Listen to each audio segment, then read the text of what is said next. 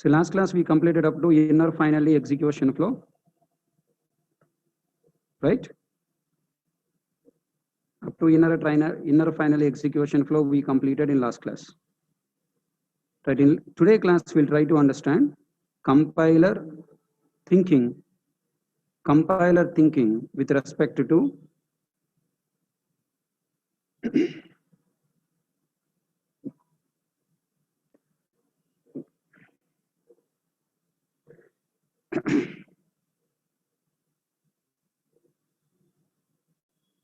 yeah, please try to understand. I'm writing a class called example.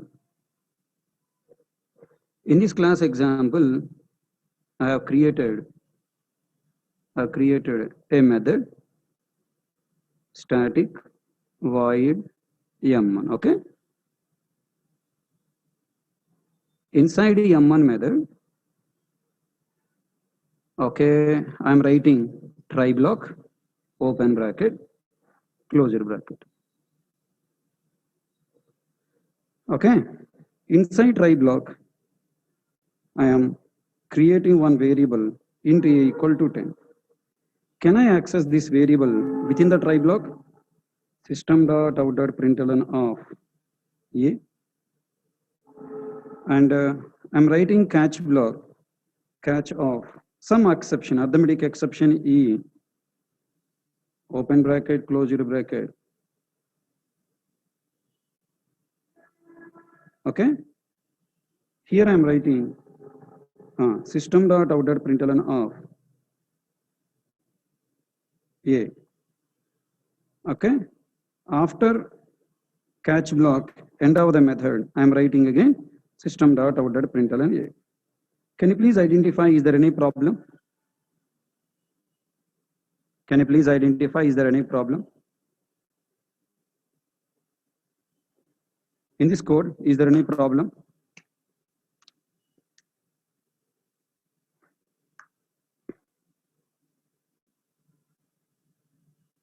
Come on, think. In this code, is there any problem?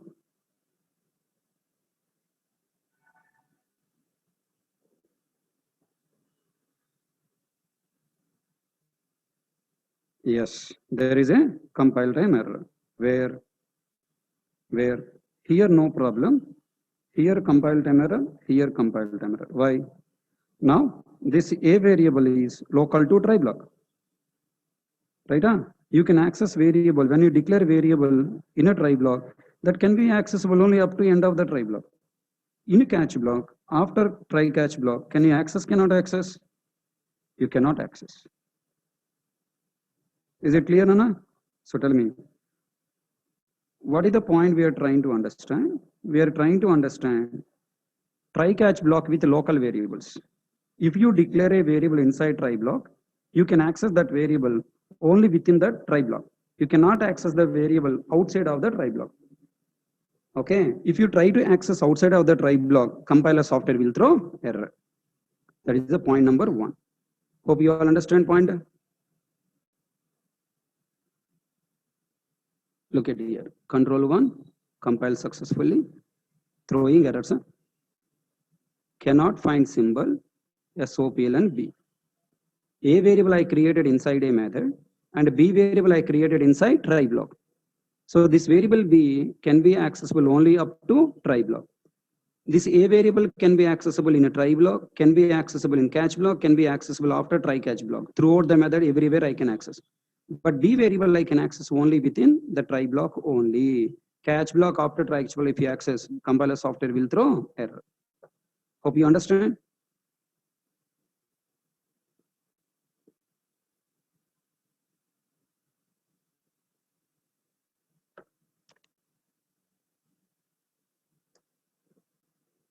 Next point.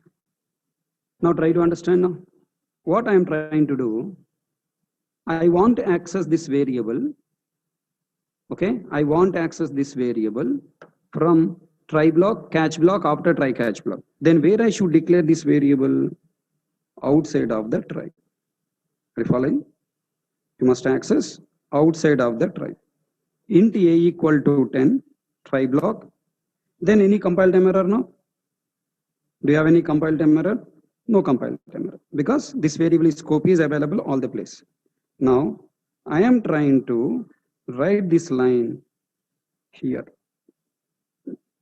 Now tell me, do you have any problem now?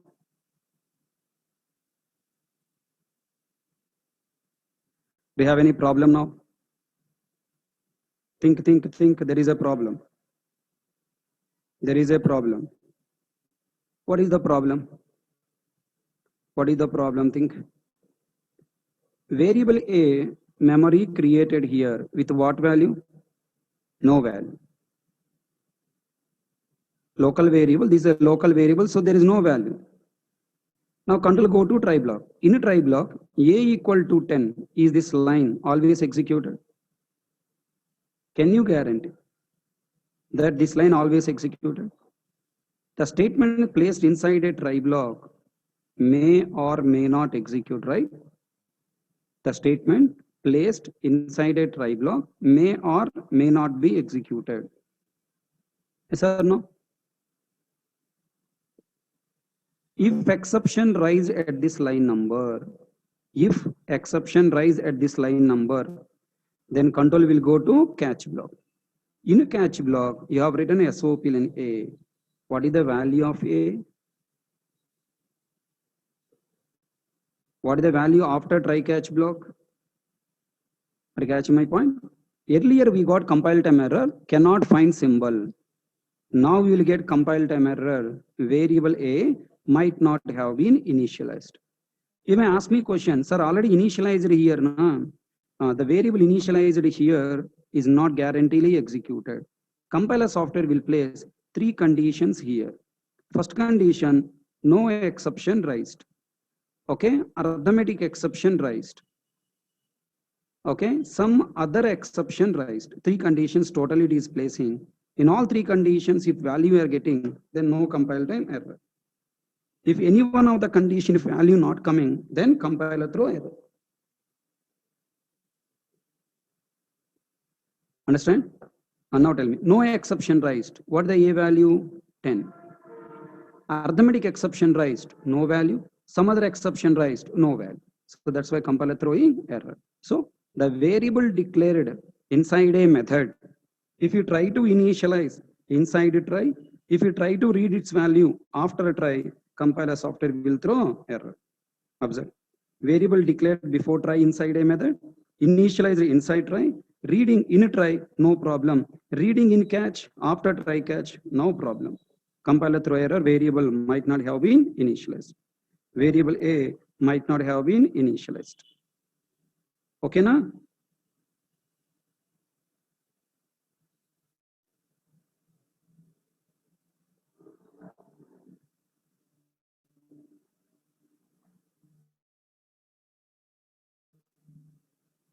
Then what is the solution to this problem? I want to guarantee value without exception or with exception. Both the cases I want to guarantee value. Then further what should I do? Simple. I must initialize inside catch block also. If no exception raised, A value 10. If exception raised, A value 20. No compile time error. Control 1, compile. Control 2, executed. Output coming 10, 10. Why? No exception raised. If exception raised, you raise exception divided by 0. Then control 1, compile. Control 2, what the value you're getting? 20, 20. From catch block 20, after try catch 20. If some other exception raised, integer dot parseInt of double quotes 10, double quotes A I have written. If some other exception raised, then what happened? Tell me. If some other exception raised, then what happened? No problem. Here, this line executed or not executed? That line is not executed, no? Then A value there or not there, no problem, right? Abnormal termination. So no statement is executing. Compiler doesn't throw any error, and JVM will show you only exception message. Okay, na? Hope all people understand the case. But is it a right case? But is the right case assigning A value to 20 inside catch block? Then I will give you one more test case. Please try to think, is it feasible solution or not? I am adding one more catch block. Then is this program compiled or not compiled? Not compiled. Totally how many cases it is placing? 4 cases. Fourth case is what? Index, array index out of bounds exception raised, some other exception raised. Okay, some other exception raised. Then if no exception raised, value 10. If arithmetic exception raised, value 20. If array index out of bounds exception raised, no value. So compiler will throw error here and here. Variable A might not have been initialized. All these points are there in your material. You have to practice all these test cases. Okay. Variable A might not have been initialized. Okay, now. Then what is the solution to this problem? You must assign the value in next catch block also, A equal to 30. So if no exception raised, A value 10. If arithmetic exception raised, A value 20. If array index out of bounds exception raised, A value 30. If some other uncaught exception raised, just abnormal termination. Control 1, compile, execute, A value 10. Then A by 0, arithmetic exception raised, A value 20. And now array index out of bounds exception, integer dot parse int of args of 0. Args of 0. And then you will get array index out of bounds exception 30. Now some other exception raised. In place of args of 0, I am writing double quotes A. Now only exception message will come. Okay, now? So hope all you people understand now.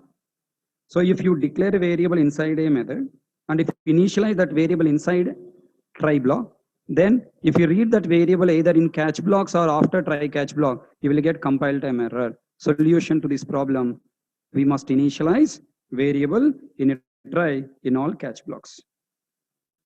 Okay, comfortable?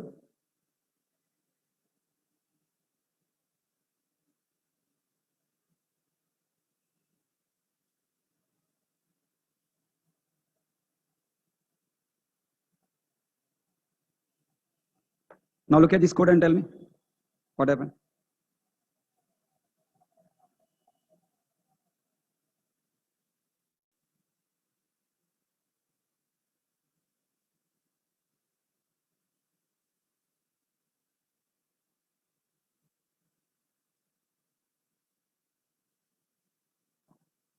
Is this program compiled?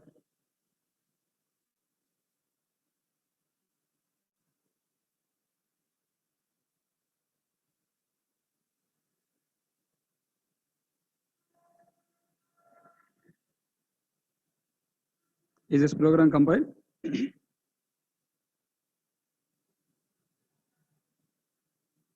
Apply all the cases. Apply all the cases. Line number 14, you will get compile time error. Look at that. Control 1. Look at that. Line number 14, exception will come. Why? Everyone tell me why? Why? How many cases compiler applying here? No exception raised. If no exception raised, what is the value? 10. Arithmetic exception raised, what is the value? 20. Array index out of bounds exception raised, what is the value? 30. If some other exception raised, then if some other exception raised, control go to GDH. From GDH, control come to finally, na? In finally, a variable value, how much? No value. That's why compiler throw in error here. Everyone understand that?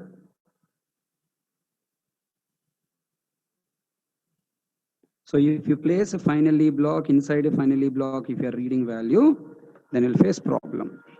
What the solution to this problem? What is the solution to this problem? Very simple solution. In finally block also, you write A equal to 40. Wow. Okay. Excellent idea. In finally block also written A equal to 40. Tell me, in finally block, if I write A equal to 40, then what happened? always a value will be 40. Na? Here, in finally, after finally, always a value will be 40. Na? Then the try block initialized value, catch blocks initialized value, waste, right?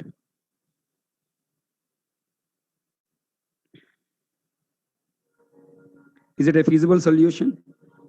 Initializing a value in the finally, is it a good idea? You are solving compile time error, but the wrong design code.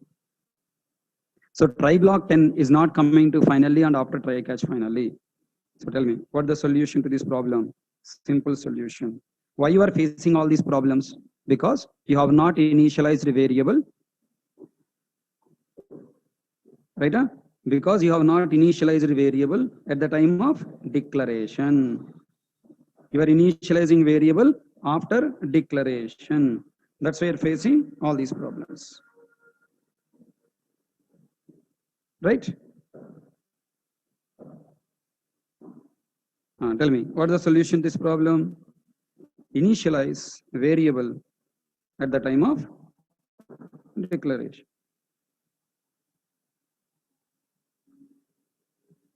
If initialize variable at the time of declaration with some default value, you do it.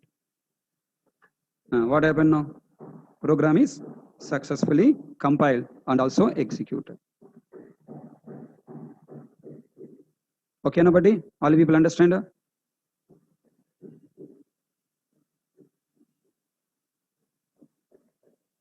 What is the value will come to finally? If no exception raised, a value how much? A value how much? 10. Okay. If arithmetic exception raised, a value 20. A value 20. If array index out of bounds exception raised, if array index out of bounds exception raised,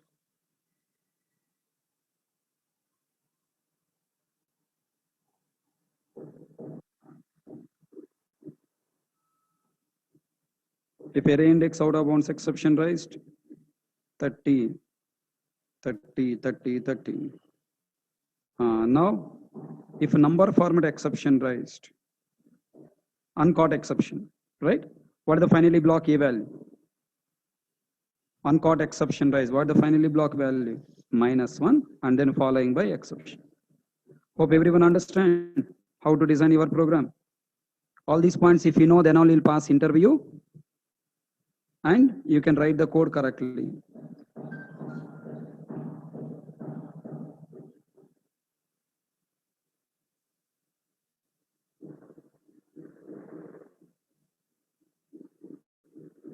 Okay, na?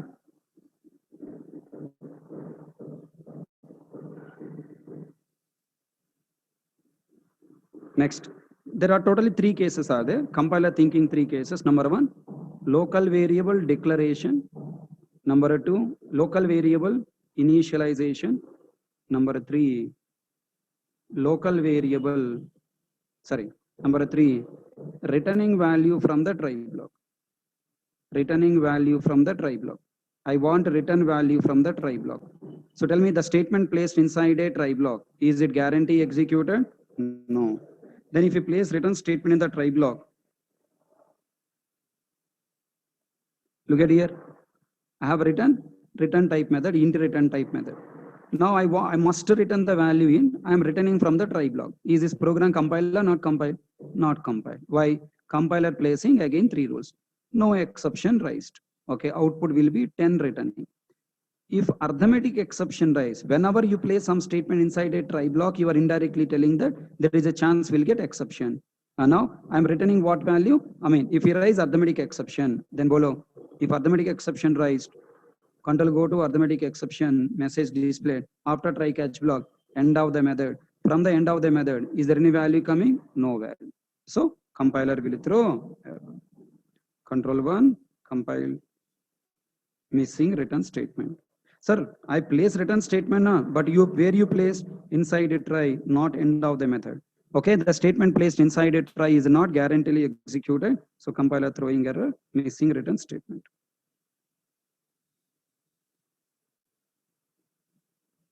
Okay, everyone understand?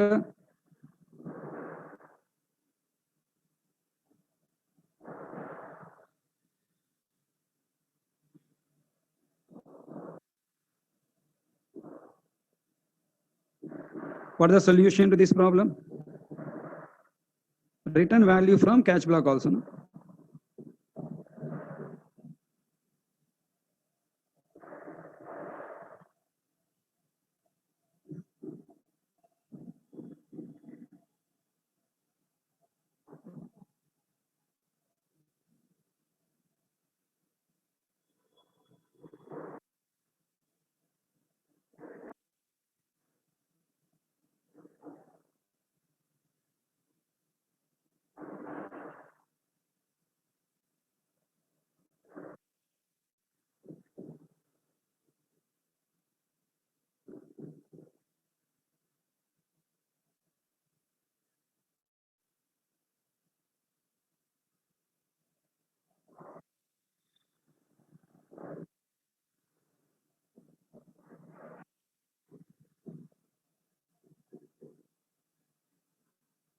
Okay, place the return statement in the catch block also. If exception raised in the try block, then catch block catching returning 20.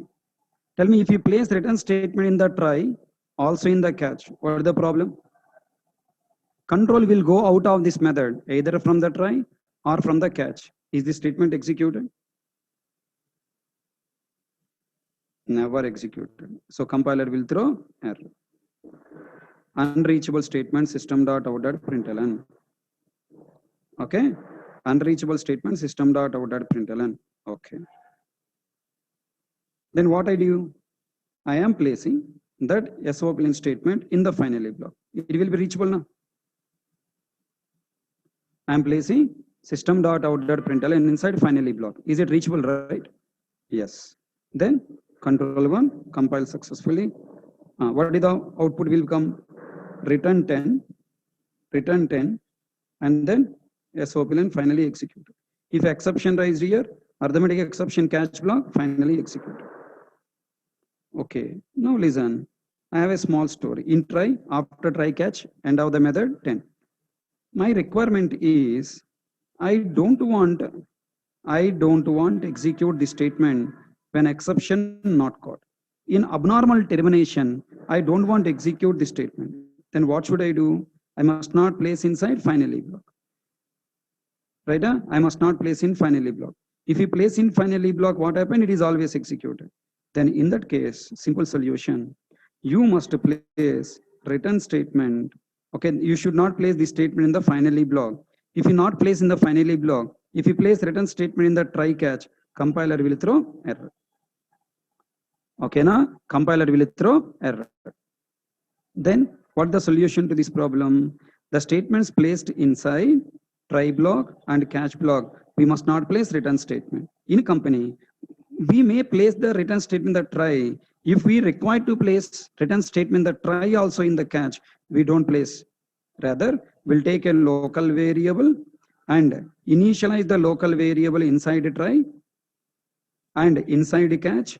At end of the method, we will return that variable so that when exception raised, result variable created with value 10 and end of the try catch block executed, value 10 will be written. Okay, next variable memory allocated and then now exception raised, catch block executed, result value 20 stored and then SOPLN executed, value written. Okay, got clarity? Yeah? So this is how we will deal with return statement. So we will take the help of local variable. Hope all you people are comfortable.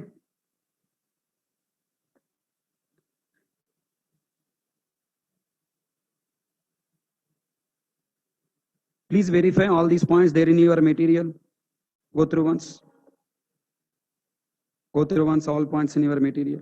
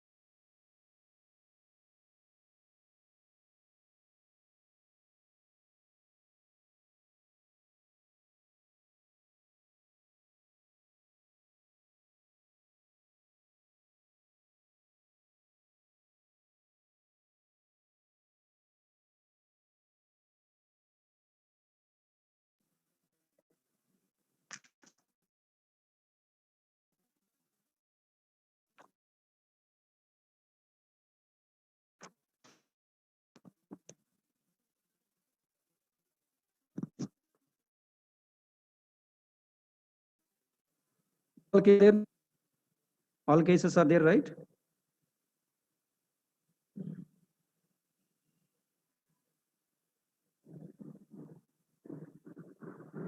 Right. Let's move to the next topic. Yeah, by this topic completed, we have learned all test cases related to try catch. Okay. By this topic completed, totally 68 test case programs we have learned. All points we have learned related to what? Try catch block. Okay. Try catch block related, all cases are completed. So with this knowledge, you can easily pass any written test exam. Now, let us move to the next topic. Next topic, throw keyword. Before going to throws keyword, we need to understand exception propagation.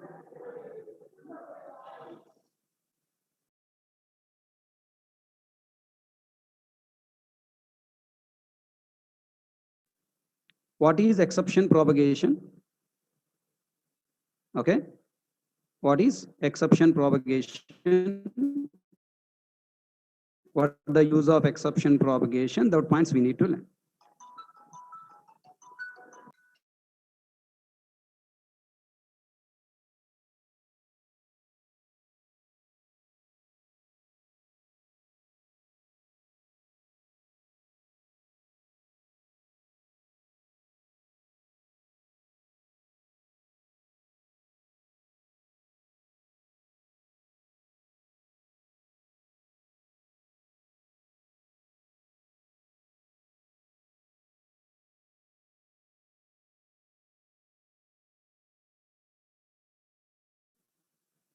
Yeah, look at this program, guys.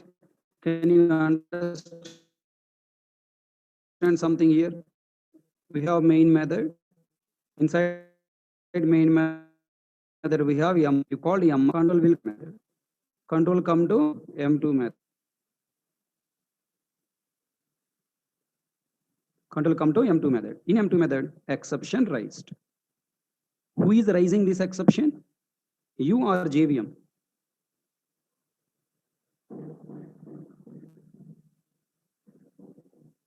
Who is raising this exception? You or JVM? I mean, who is throwing that exception? You or JVM? JVM is throwing exception. 10 by 0, JVM is throwing exception. Understand?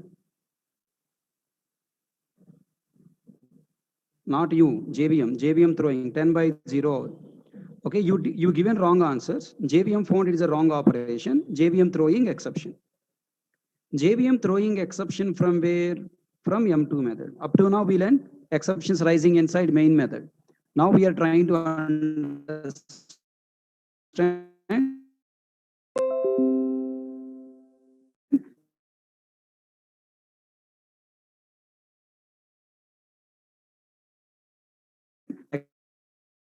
exception rising in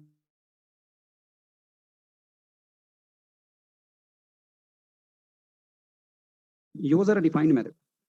Except find an in you find a method. The exception will be passed to calling method. Exception is passing to calling. M2 method calling method is M1. So line number 10. From here, control will go to line number 10. Right?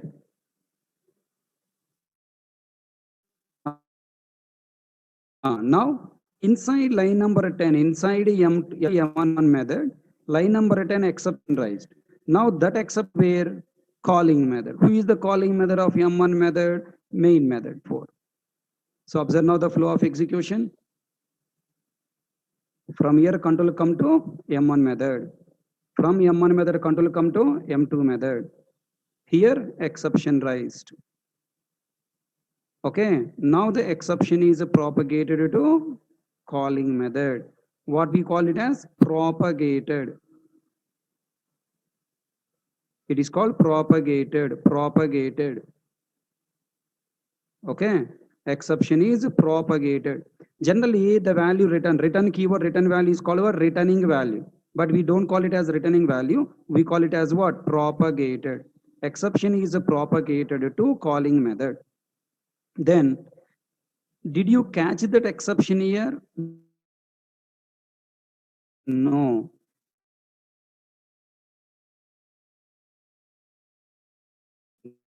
Then again program terminated here. Who is exception is propagated to its calling method? Who is the main method calling method?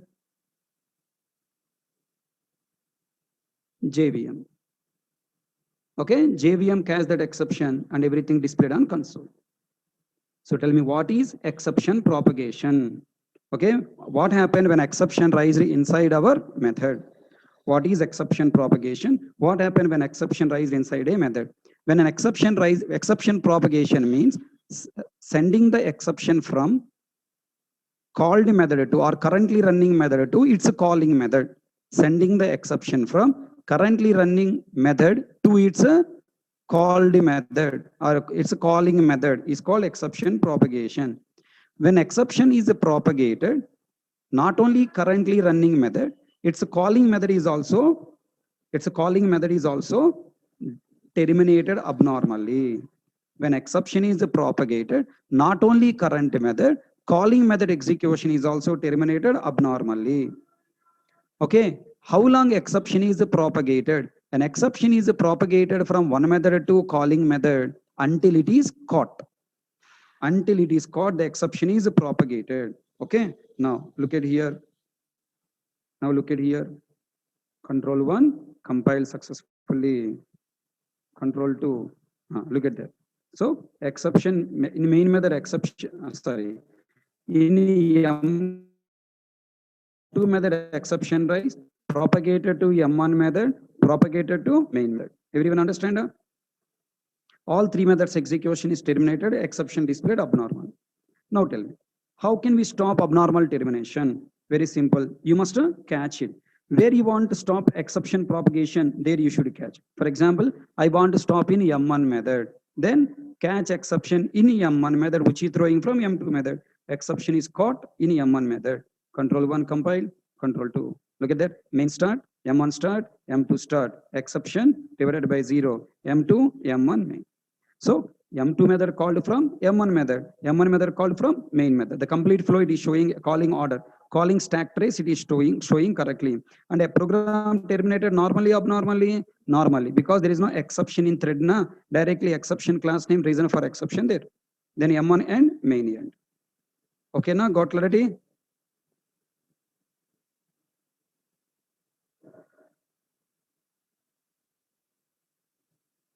Check once in the next page. You have exception propagation and test cases are there. Side page, please verify.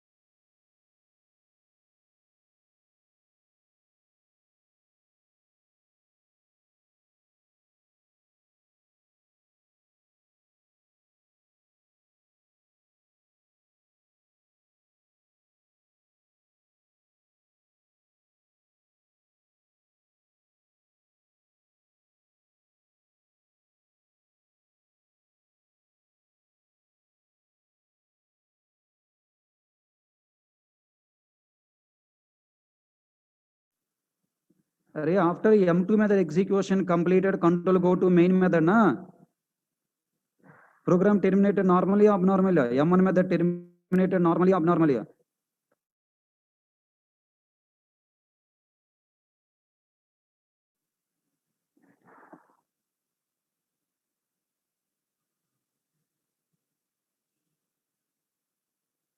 M1 method, Nana, M1 method.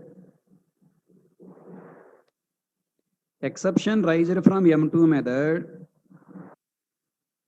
Exception come to here, caught by catch block. And error message displayed in the console. Go to next line. M1 method terminated normally. Yeah. Then going back to main method with exception or without exception. Without exception. Next statement executed. From here onwards, everything is normal flow. Once you catch the exception in the method, from there onwards, program execution flow is normal flow.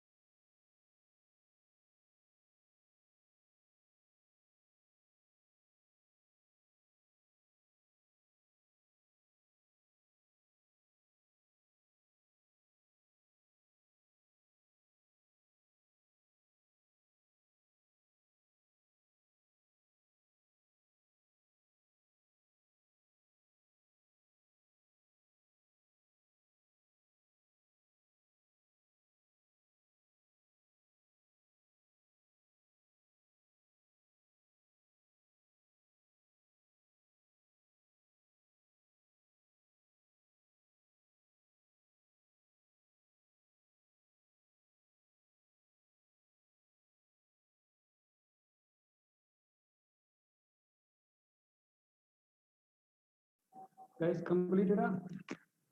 All you completed?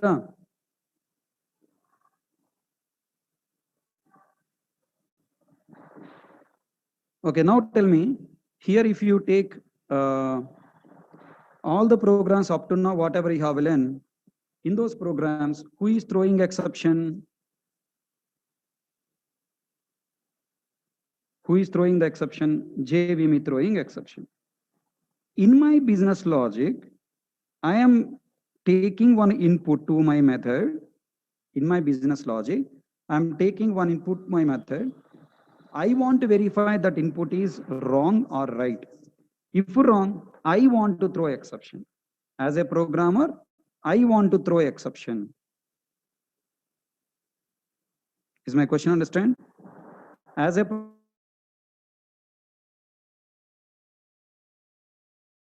programmer, I want to throw exception. Is it possible? Okay, throw. Observe here, by using the keyword throw. I want to throw an exception. In my method, in my program, I want to throw exception. How can I throw? By using keyword throw. Throw following by exception. Tell me, how can we create exception class object? Exception is a one class. Exception is a one class. How can I create object of that class by using new keyword by giving some throw following by exception object. Okay, throw following by exception object means what? New keyword following by exception class name. You know how to create object. Then tell me here what happened. Observe exception raised or not? Yes, exception raised, and exception is throwing from this method. Control 1, compile successfully. I got exception, exception in thread main, java.lang.arithmetic exception. Whatever the message you have given, that message is coming here. If we change message here, let's say you are writing hi, you are writing hi, message coming.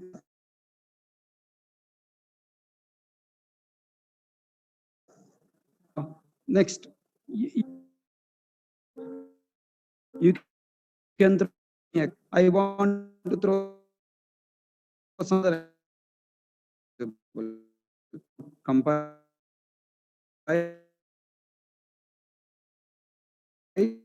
draw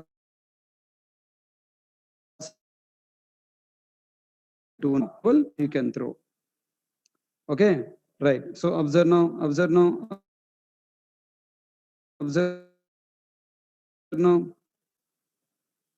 Look at there. I have variable e equal to.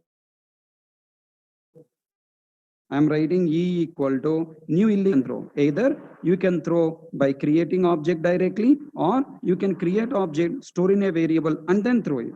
So two options you have. Any one of the option you can follow. No problem. Control 1, compile, control and come. Okay. So tell me what the use of throw keyword. Throw keyword is used for throwing an exception. Yeah, write down notes, open notes. These points are not there in material properly. I'm expecting all the people to write notes. Write down notes.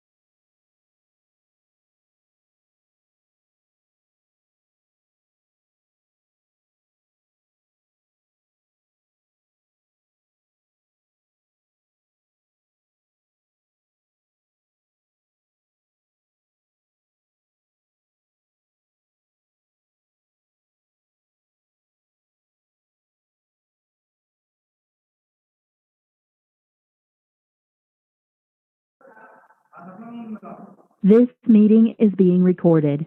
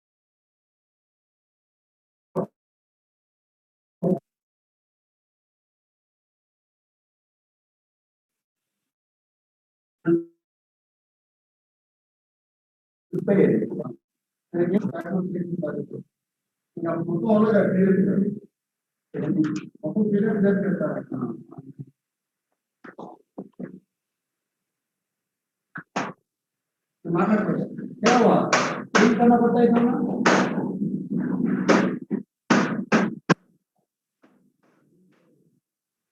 इधर कर रहा है change कर रहा है ठीक हो गया। कैसे ठीक हो जाएगा ये हो गया बस नहीं है ना मैंने तुम बोला ना चेंज करना पड़ता है ऐसा रिपेयर कर रहा है ऐसा हो गया तो फिर चेंज करते सेकंड वाला दे रहा है भाई रिपेयर करने के बाद सेकंड वाला दे रहा है राइट